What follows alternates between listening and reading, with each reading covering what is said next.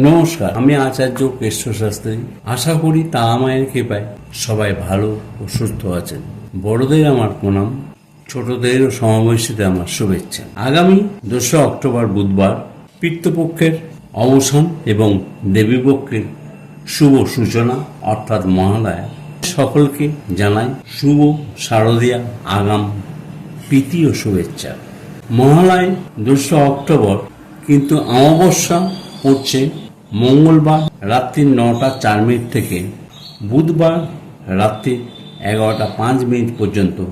কিন্তু তর্পণের শুভ সময় হলো বুধবার সূর্য উদয় হচ্ছে 5টা 32 মিনিট, কিন্তু 6টা থেকে সকাল 8টা 28 মিনিট পর্যন্ত। এছাড়া 10টা থেকে 11টা 24 মিনিট পর্যন্ত তর্পণের শুভ সময়। তর্পণ হলো জল দান দ্বারা পিতৃ লোকের তীর্থ সাধন করা।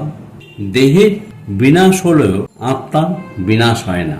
সুতরাং দেহে যে আত্মার অবস্থিত ছিলেন, তিনি এখানে যে শরীরেই অবস্থান করুক না, সেই শরীরের স্বাস্থ্যজ্ঞ জল ক্রিয়া ও সাধ্যর দ্বারা তিনি তৃপ্তি লাভ করেন।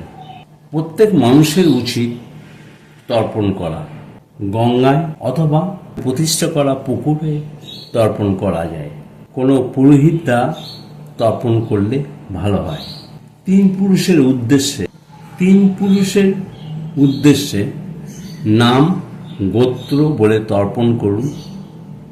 যেমন পিতা, পিতামহ, প্রমহ, মাতা, মাতামহ, মাতামহ। সবাই ভালো ও সুস্থ থাকুন এই কামনা করি। ধন্যবাদ।